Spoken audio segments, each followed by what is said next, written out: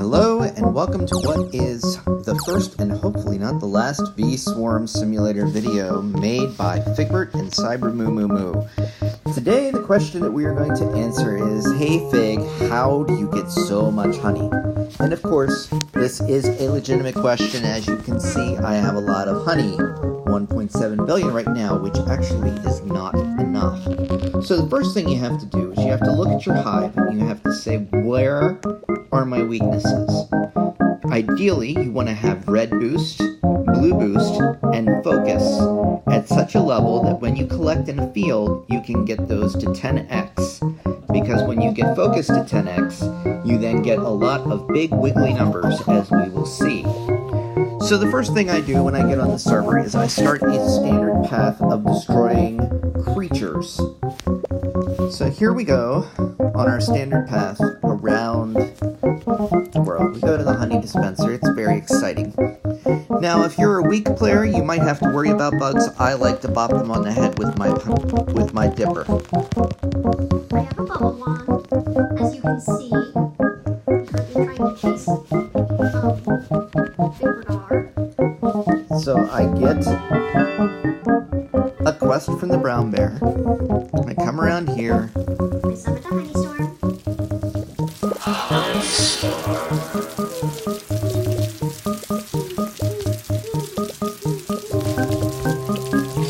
I do not use the blue boost yet. Where are you going now? I'm going to continue killing bugs. I dub thee, sir. Oh, dead.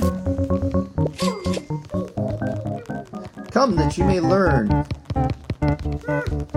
Dipper to the head. I can't keep up. This is so hard. I can't keep up with you. That is because you do not have the beekeeper's boots. But you can still work a path and still kill all of these bugs all the way around. I killed the stuff that you just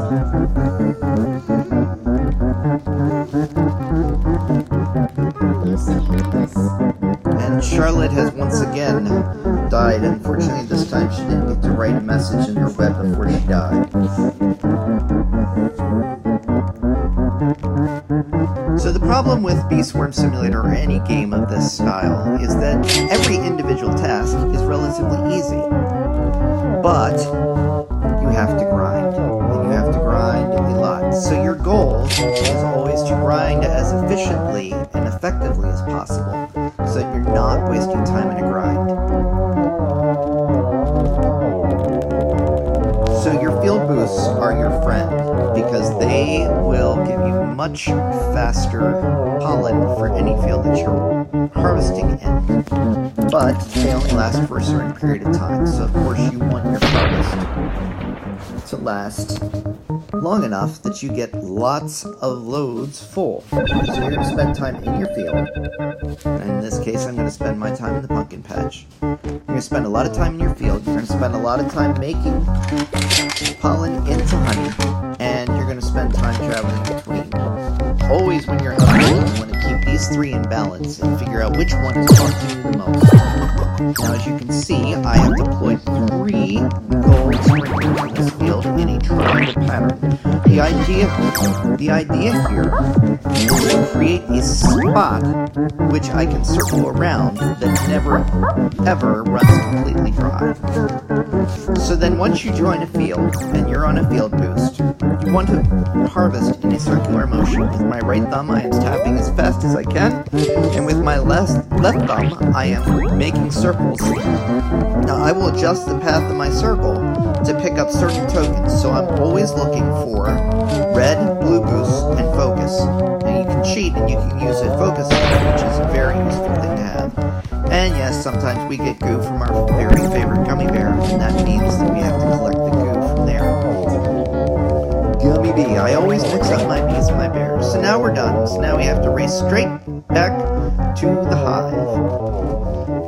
Now the thing you never want to do is use a cannon or a portal to get back from a field to your hive. You always want to go in a straight line so that your bees come as fast as possible, because as you know, you don't convert honey until your bees arrive. Now when you go to the field, You want to use the cannons, you want to use the portals, you want to use the shortest, fastest path to get back to the field. But always when going from a field to convert, you want to use the straightest line you can back. Now, as we can see, there is a sprout in mountaintop field. This is another important thing to remember in Bee Swarm Simulator, is there are always multiple goals to work on. And if you're just working on one goal at a time, you are wasting time. You want to work on as many goals as you want. So right now, I am working on collecting pollen on a field boost. Yes, that's true. And I'm in the pumpkin patch, which, if we check, we actually have a quest. Grandmaster badge in the pumpkin patch, and we are a long way off. And you look at 5 billion and you say, that is insane. I did say the game does require you to grind, and it does. So your ideal challenge in anything in life, when you are looking at a task that is just way too big to do, you want to break it down into manageable pieces. Either that, or you just want to work at it and not pay any attention. In this case, I am mostly not paying attention because, honestly, 5 billion is going to take a very long time, so I'm not going to focus on doing it. But when I was on Star Journey 5, I didn't look at a particular task and say, oh, there's no way I'm ever going to get 2.5 billion of this. I simply said, okay, what is a tenth of 2.5 billion? And you simply remove a zero, and you have 250 million. You say, well, could I do 250 million in a day? And the answer was usually yes. And that meant in 10 days, I would be done with what looked like an impossible task. So on a field boost like this, I will get 25 million, and you say 25 million is nothing in the face of 5 billion, and you are correct. It is not, because 25 million would have to be completed 4 times to make 100 million, which means 40 times to make 1 billion, which means it also needs to be completed not 40 times, but 40 times 5, which is 200 times. So 200 field boosts in the pumpkin patch. And you say, I am never going to get there.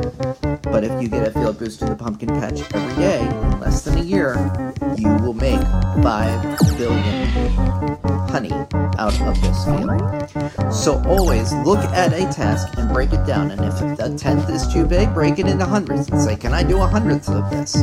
And usually, those numbers become much more manageable when you break it down and say, okay, I only have to get a tenth of the way today. I only have to get a 1% of the way today. The more days you do it, the more of those percents eat up, and the next thing you know, you're saying, I'm halfway there. And then you're saying, I'm 3/4 of the way there. And then finally, I'm almost there, and at that point, then you stop worrying about other things, and you start focusing on that. So what is the point of all of this working on multiple things at once, as we have tasks, we have challenges, we have all sorts of things that we need to do? What is the point? The point is this: never harvest in the mountaintop field, because it only works on one goal, which is honey. Every other field, you are at least working on the honey badge, which is, you can see I'm at 11 billion right now. But you're also working on the field badge.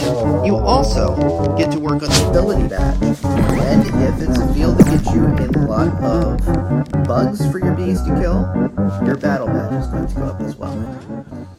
So I will run back and forth, and you can see I don't really care if I get 100,000 messages that my pollen container is full, because that just means it's time to go. So we are back here, and we are turning bee pollen into bee honey, and you say 1.7 billion, how do you do it? And the answer is, just like this, plus time. A lot of time. If I can do a field boost and I can get 25 to 33 million, there are 3 field boosts in an hour. You take an hour off, you come back, and you do it again for an hour. That's 200 million, and you have barely spent any time in the game. Just 2 hours of your day, and you've got over 200 million honey. Do that every day, and it will add up. And eventually, yes, you too can have more than 40 bees. You can walk through a field like this, and you can make the circles work for you. So until next time, thanks for watching, and if you have any questions or comments, feel free to leave them below. Thanks. Have a great day. Oh, and have a good day too.